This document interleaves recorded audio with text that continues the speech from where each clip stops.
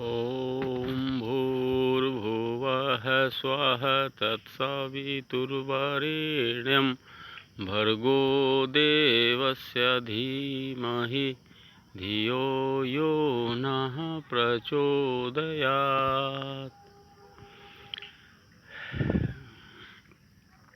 आदरणीय परिजनों, मैं पिछले 5-6 वर्षों से गायत्री मंदिर में गीता का क्लास ले रहा था। लेकिन इधर लॉकडाउन के चलते सारा कार्यक्रम स्थगित हो गया है। 5 वर्षों से प्रत्येक गुरुवार के संध्या 6 बजे से गीता का क्लास चल रहा था और इस काम में हमको बहुत रुचि है, बहुत पूर्व से ही रुचि है। हमारे सबसे पहले हमने गीता पढ़ना सीखा अपने पूज्य पितामह श्री लक्ष्मी नारायण वर्मा जी से। वो गीता डायरी लिखते थे और वही देखते देखते हमको अभ्यास हो गया गीता पढ़ाने का, इस पर चर्चा करने का। इसलिए हम यहाँ मोतिहारी में आए तो गायत्री मंदिर में प्रत्येक गुरुवार को गीता का क्लास लिए और यहाँ श्री ईश्वरचंद दुबे जी का साथ मिला तो मेरे गीता का अभ्यास बढ़ता चला गया, रुका नहीं। गीता का अभ्यास मेरा बढ़ता चला गया। इधर लॉकडाउन के चलते सारा कार्यक्रम स्थगित हो गया। इच्छा होती रहती है कि प्रत्येक गुरुवार को जाएं, लेकिन अभी संभव हो नहीं रहा है। इसलिए जो गीता प्रेमी है हमारे, हम चाहते हैं कि उनके साथ वीडियो के माध्यम से ही शेयर करें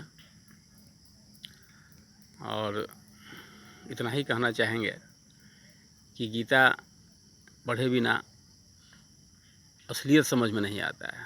गांव घर में बहुत सी बातें सुनी जाती है, लेकिन असली बात नहीं समझ में आती है। मनुष्य जीवन का जो लक्ष्य है वो बस परमात्मा प्राप्ति के अलावा कुछ नहीं है। ये बात लोगों को समझ में नहीं जल्दी आती है और जब समझने चाहता है आदमी तो काफ़ी वक्त निकल जाता है। मनुष्य जीवन का एकमात्र उद्देश्य यही है परमात्मा प्राप्ति, परमात्मा की प्राप्ति हो और जन्म मृत्यु का जो चक्र है इससे छुटकारा मिले। लेकिन ये बात जल्दी समझ में नहीं आती है, इसलिए शास्त्रों का अध्ययन हमेशा करना चाहिए। चर्चा करना, भगवत चर्चा इतनी शक्ति होती है कि वो किसी भी मामले में भगवान की शक्ति से कम नहीं होती है। भगवत चर्चा भगवान की शक्ति ही है, इसलिए किसी तरह से भगवत चर्चा होती रहनी चाहिए। अच्छाई बुराई तो हर मनुष्य में रहता है। अच्छाई बुराई नहीं होती तो मनुष्य कैसे होते, देवता होते। लेकिन जब मनुष्य बन के धरती पर आए हैं तो अच्छाई बुराई तो रहेगा ही। जो प्रारब्ध कर्म है उसको भोगना ही है। लेकिन इसी में एक रास्ता निकाल लेना है कि हम परमात्मा प्राप्ति के लिए भी प्रयत्न करें हम लोग। और जब कभी मौका मिले तो गीता और भागवत ये 2 ऐसे ग्रंथ हैं जो हर किसी को पढ़ना चाहिए। इसके बिना असलियत नहीं समझ में आती है। आजकल हर जगह देख रहे हैं शांति शांति शांति की इच्छा लोग करते हैं, लेकिन शांति कैसे मिले इसका लोग अभ्यास नहीं करते हैं। शांति की इच्छा केवल करने से नहीं होती है, इच्छाओं को शांत करने की आवश्यकता है। इच्छाओं को जब शांति प्रदान करेंगे तभी शांति मिलेगी। हमारी इच्छाएं रात दिन बढ़ती रहती है। ये सब रजोगुण के कारण ऐसा होता है, तमोगुण के कारण ऐसा होता है।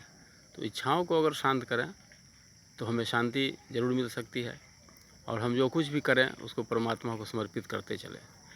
हाँ, भागवत में भी कहा गया है कि करोति यदि यत् सकलम परस्मै नारायणायेति समर्पयेत यत्। हम जो कुछ भी करते हैं वो सब अगर भगवान को समर्पित करते चलें तो मनुष्य शांति प्राप्त कर सकता है और परमात्मा प्राप्ति का जो लक्ष्य है उसे प्राप्त कर सकता है।